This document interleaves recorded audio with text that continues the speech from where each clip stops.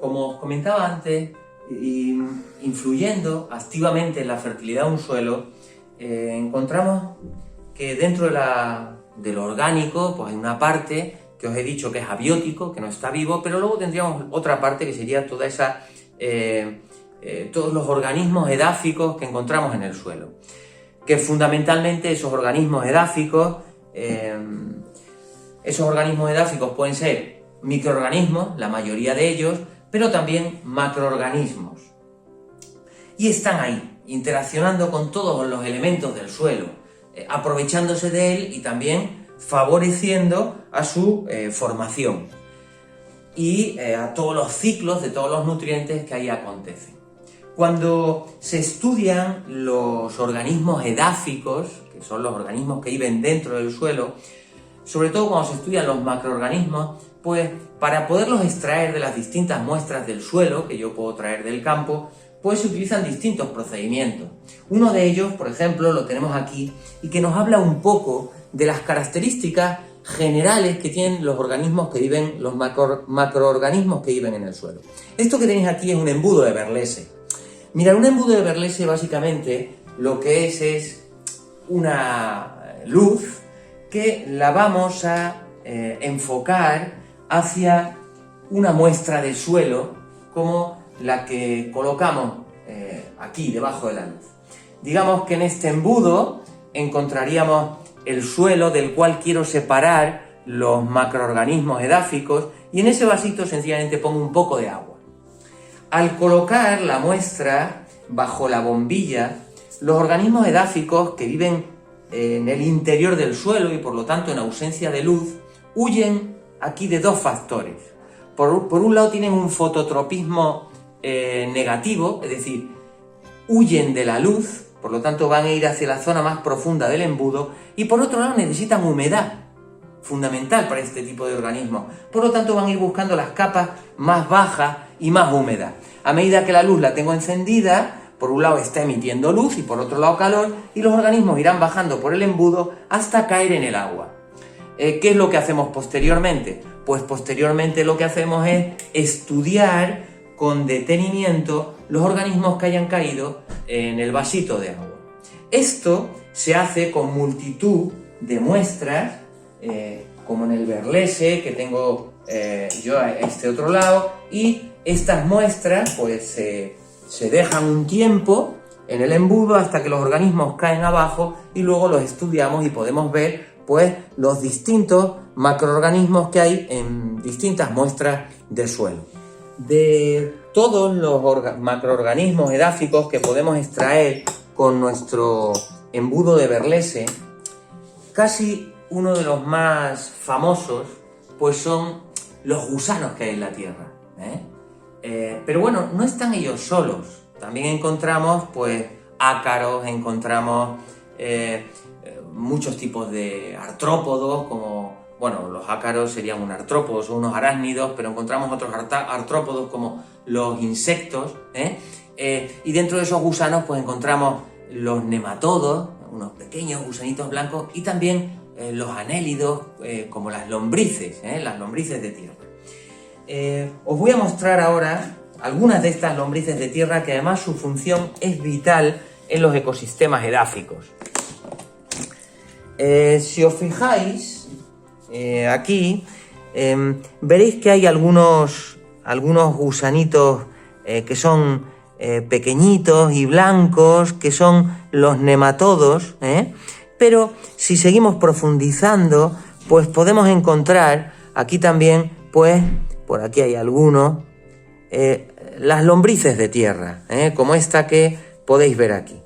Yo en este botecito que tengo aquí he cogido algunas para poderlas enseñar mejor. Estas lombrices de tierra que podemos encontrar en los suelos, que es además como indicador de suelo saludable. La lombriz de tierra es un ejemplo de la eficacia de lo sencillo. Realmente una lombriz de tierra es como un trocito de tubo digestivo que está continuamente alimentándose y defecando, y eso pues va abriendo galerías en el suelo, va mejorando su estructura, va mejorando incluso la química del suelo. Las lombrices de tierra pueden considerarse, por un lado, como basureras del suelo porque favorecen al reciclaje de los nutrientes, pero también jardineras porque están mejorando la porosidad del suelo y por lo tanto la retención de agua y la existencia de esa atmósfera vital en un suelo. Esta lombriz que tenéis aquí no es una lombriz cualquiera, su nombre científico es Eisenia andrei y también se llama la lombriz roja de California. Es una lombriz que se utiliza en lumbricultura. La lumbricultura lo que pretende es utilizar las propiedades de las lombrices para transformar materia orgánica en un abono de altísima calidad, que es lo que se llama el vermicompost o el humus de lombriz. Esta pequeña lombriz roja tiene una serie de características que hace que sea muy adecuada para estos procesos, como es la resistencia a la manipulación o la gran capacidad reproductiva que tienen. No sé si sabéis, pero las lombrices de tierra son hermafroditas, es decir, una misma lombriz tiene los dos sexos, pero la reproducción, lo cual le viene bastante bien para ganar diversidad intraespecífica, la reproducción es cruzada.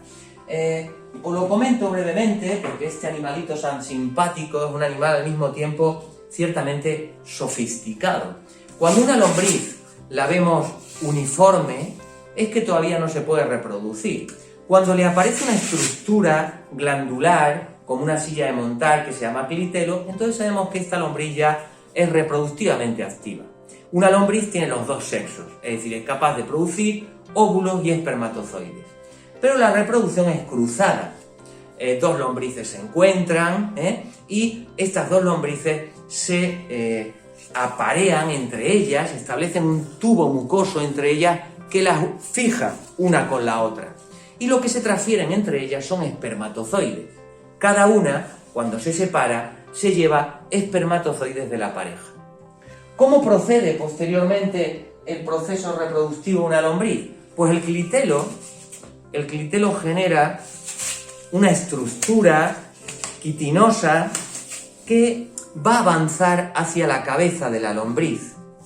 A medida que va avanzando hacia la cabeza, ayudada por esos pelitos que tienen las lombrices en los anillos que se llaman quetas, pues a medida que va avanzando va a dejar caer primero sus óvulos. ¡Poing! Sigue avanzando y lo que dejará caer entonces son los espermatozoides de la pareja. Óvulos y espermatozoides, se produce la fecundación y esta estructura, a la cual también va a echar un vitelo del cual se alimenten los embriones, sale por la cabeza y se cierra por ambos extremos, formando lo que se llama un cucún, un capullo o un huevo de lombriz. Cuando pasa el tiempo, estos huevos que al principio son amarillentos se van poniendo cada vez más marrones y por uno de sus extremos, cuando ya las pequeñas lombrices dentro se han alimentado de ese vitelo y han crecido lo suficiente, se abre el capullo y de aquí van saliendo poco a poco las lombricillas. Normalmente, la mayoría de las especies de cada capullo sale solo una lombriz, pero en el caso de la lombriz roja de California, pues pueden aparecer entre 5 o 10 lombricillas, lo cual hace que su capacidad reproductiva sea intensa y eso viene bien pues, en todos los sistemas de lumbricultura. La lumbricultura, que es una actividad agropecuaria que muy frecuente en Galicia, pero que en Granada también hay varias granjas de lombrices, fundamentalmente lo que pretende es transformar una materia orgánica en un abono de alta calidad. Ese abono sólido a veces se complementa con otros abonos líquidos también obtenidos en este tipo de procesos y en algunos sitios incluso se utiliza la proteína de la lombriz. Una lombriz básicamente es un músculo, pues la proteína de la lombriz pues para elaborar harinas que se utilizan pues para alimentar pollos o peces de piscifactorías. Bueno, vamos terminando y ahora me gustaría que os fijarais un poco en estos dos suelos que tengo yo aquí delante. Inicialmente serían suelos bastante similares, pero algo ha ocurrido que ha cambiado su aspecto, su estructura y evidentemente su fertilidad. Este primer suelo que tenéis aquí es el suelo, el horizonte A de un suelo procedente de un bosque, por ejemplo, de un encinar. Veis que tiene un montón, en la capa más superficial, pues encontraríamos pues lo que sería un montón de materia vegetal, sustancias húmicas. Es un suelo bastante poroso, como podéis ver. Esto va a tener en su interior, va a poder retener bien el agua, va a retener también el aire. A medida que lo vamos levantando, pues encontramos pues ya toda esta parte más inorgánica, fruto de los procesos de meteorización, donde hay muchos aportes de materia orgánica. Este suelo es un suelo, por lo tanto, bien estructurado, es un suelo esponjoso, que va a tener agua, va a tener aire y por lo tanto va a ser un suelo fértil, un suelo donde la biología va a poder funcionar, un suelo vivo, un suelo de bosque. Este otro que tenéis aquí al lado es un suelo también, es un horizonte A, pero lo hemos recogido en un olivar de tantos olivares que hay aquí en la provincia de Granada. Este suelo ha sufrido la incidencia de la agricultura intensiva. ¿Qué significa eso? Pues significa una serie de trabajos, de labores agrícolas muy agresivas hacia el suelo, que han generado su compactación, la eliminación continua de la parte orgánica, el aporte de abonos inorgánicos y no abonos orgánicos que mejoren su estructura, un trabajo profundo del suelo, ¿no?, que favorece luego su compactación. Como veis, aquí hay poca materia orgánica. Veis que esto es muy poco poroso, por lo tanto no va a albergar atmósfera ninguna. El agua probablemente se retenga mal y se pierda por escorrentía superficial. Esto que estáis viendo aquí, un suelo sano, un suelo vivo y un suelo degradado, un suelo muerto, es algo que está ocurriendo en un tercio de todos los suelos agrícolas. Para que os hagáis una idea, por erosión, que la erosión sería la pérdida del suelo fértil, por erosión a nivel mundial, en un año se están perdiendo más de 25.000 millones de toneladas de suelo fértil. Y recordad ese trocito de cáscara de manzana que decíamos que era el único suelo fértil del que disponíamos. Esto es algo que evidentemente a través de distintas acciones deberemos evitar, porque además no solamente la erosión, la pérdida del suelo fértil es un problema que afecte a los suelos. Además de la erosión, tenemos que añadir toda otra serie de problemas, como por ejemplo el agotamiento de los nutrientes. Si sacamos nutrientes del suelo con una agricultura intensiva y no aportamos nutrientes, pues los suelos terminan agotándose. La acidificación, por distintos procesos industriales, pues el suelo puede ir cambiando su pH y haciéndose un pH cada vez más ácido y por lo tanto que se impidan los procesos biológicos que ahí acontecen.